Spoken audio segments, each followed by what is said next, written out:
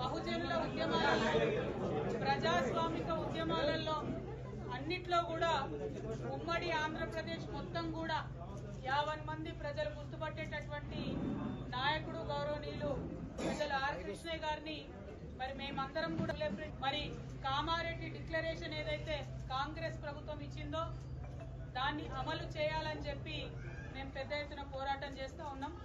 అందులో ప్రధానమైనటువంటి అంశం 42% రిజర్వేషన్లు బీసీలకు ఇచ్చినాకనే లోకల్ బాడీకి వెళ్లాలనేటటువంటి అంశం. ఆ అంశం మీద ప్రధానంగా పోరాటం చేయడం జరిగింది.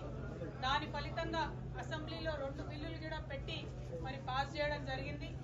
ఇవాళ అసెంబ్లీలో బిల్లులు పెట్టి పాస్ అయిన తర్వాత కాంగ్రెస్ పార్టీ రాజ్యాంగంలో ఉన్నటువంటి ఆర్టికల్ 243 క్లాజ్ డి ప్రకారం గవర్నమెంట్ ఆర్డర్ అంటే జీవో ఇచ్చి 42% రిజర్వేషన్లు ఇచ్చి ఎన్నికలకు వెళ్లేటటువంటి ఆస్కారం ఉన్నది.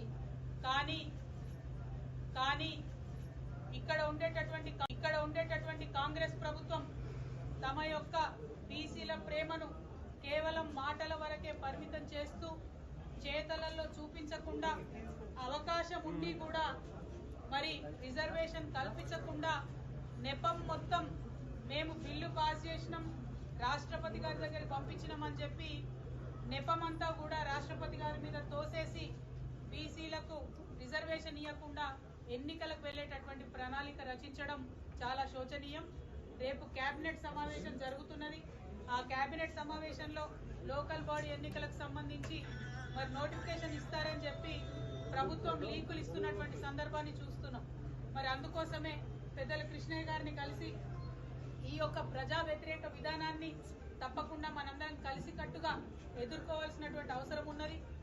రాష్ట్ర కేంద్ర ప్రభుత్వాల మీద ఒత్తిడి పెంచాలంటే ప్రజా ఉద్యమాలే దానికి మార్గంగా కనిపిస్తున్నాయి. మరి రేల్ రోకో అనేటటువంటి నినాదంతో ఔరేక్ దక్కా బీసీ బిల్ పక్కా దానికోసమే రైల్ రోకో చేయాలనేటటువంటి ఒక మార్గాన్ని ఎన్నుకొని పెద్దలు ఆర్ కృష్ణయ్య గారి మద్దతు కోరడానికి తెలంగాణ జాగృతి తరఫున నేను, యునైటెడ్ పూలే ఫ్రంట్ తరఫున కన్వీనర్ శివశంకర్ గారు మరి మొత్తం అన్ని డెలిగేషన్ గా కూడా అందరం కూడా వారి దగ్గరికి రావడం జరిగింది.